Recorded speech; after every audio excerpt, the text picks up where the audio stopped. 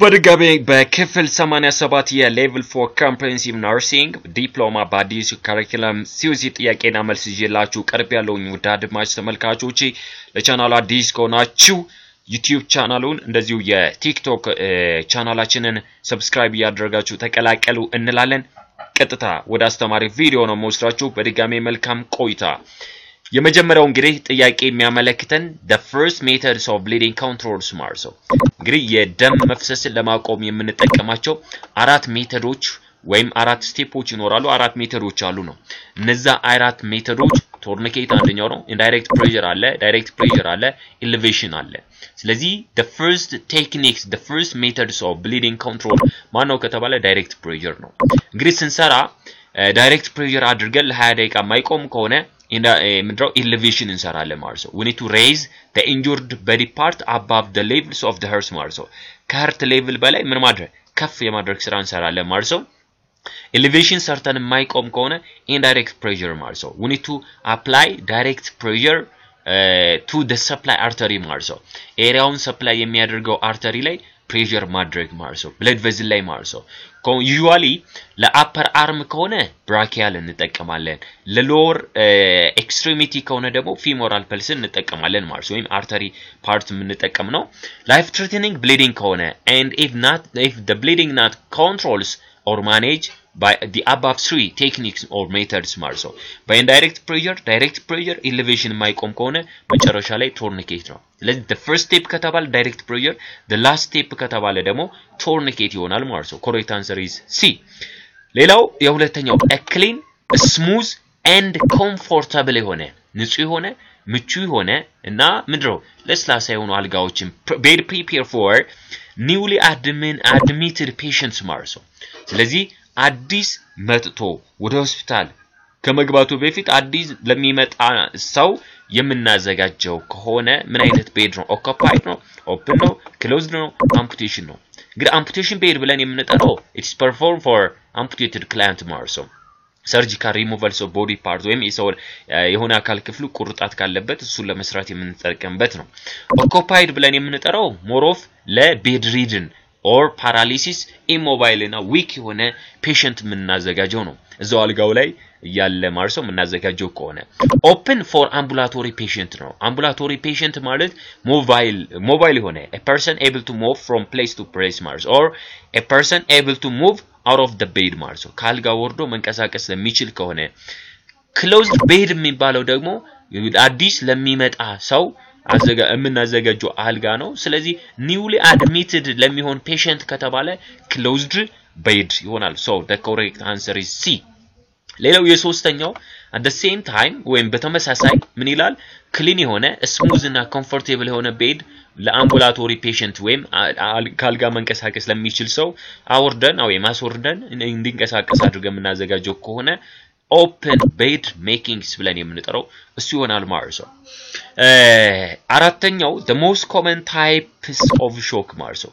እንግዲህ shock ብለን የምንጠራው sudden drops blood flow throughout the body vital organs ማለት ነው። ወደ ተለያዩ vital organoች የሚደርሰው oxygenated blood flow በድንገት ምን ሲሆን ነው ሲቋረጥ sudden drop በሚሆንበት ሰዓት ያ ማለት that causes decrease tissue perfusion ማለት ነው። በተለያዩ ሰውነት ክፍል የሚገኙ ሴሎችና ቲሾች በቀላል oxygenated የሆነ blood በበቂ ሁኔታ ማግኘት አይችሉም ማለት ነው። ከነዚህ ውስጥ እንግዲህ ወደ 6 አይነት ሾክ ታይፖች ሊኖሩ ይችላሉ። የመጀመሪያው hypovolemic shock ነው። ያም የሚከሰተው due to excess blood or fluid loss from the body ማለት ነው የሚከሰት ከሆነ አንድ። ሁለተኛው ላይ እነዚህ cardiogenic ብለን የምንጠራው inadequate functioning of the heart ማለት ነው። ልባችን በአግባቡ ስራውን መስራት ሳትችል ሲቀር በዛ ጊዜ የሚከሰት ከሆነ cardiogenic shock ብለን እንጠራለን ማለት ነው። the third one is neurogenic ማለት that occur due to nerve damage due to spinal cord injury ማለት ነው የሚከሰት ከሆነ። አራተኛው ላይ septic ነው due to bacterial toxin infections ምክንያት የሚመጣ ከሆነ due to poisoning due to allergic reaction ምናምን ከተባለ ደግሞ anaphylactic shock ነው። የመጨረሻው respiratory ነው።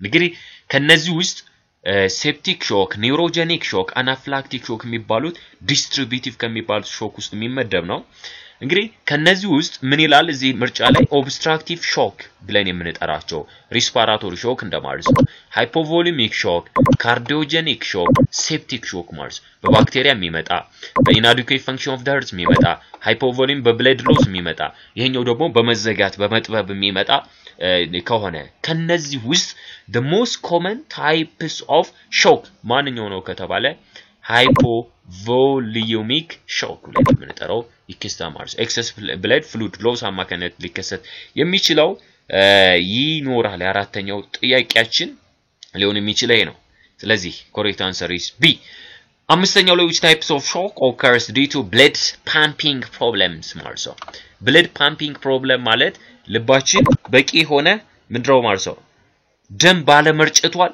ሊከሰት የሚችል አይነት ሾክ ከተባለ ደግሞ distributive shock cardiogenic shock anaphylactic shock hypovolemic shock ከነዚህ ውስጥ ማንኛው ሊሆን ይችላል ከተባለ cardiogenic shock ይሆናል ማለት ነው cardiogenic inadequate function of the heart ስለሆነ ማለት ነው inadequate functioning of the heart ማለት ባጭሩ ልባችን በቂ ሆነ ደም ባለመርጨቱ የሚመጣ ከሆነ ማለት ነው so B ነው ሌላው የመጨረሻውና ስድስተኛውና የመጨረሻው one of the following characteristics belongs to focused antenatal care ማለት ነው ስለዚህ focused antenatal ወይም FANC ብለን የምንጠራው focused antenatal care ከሚባለው ካራክተሪስቲኩ ምን ሊሆን ይችላል ብለን የምንጠራውን ስናይ የመጀመሪያው few but comprehensive ይላል minimal communications and risk classifications ብለን የምንጠራው ያመለክተናል and emphasis on the numbers of visit Mars by the way ይሄ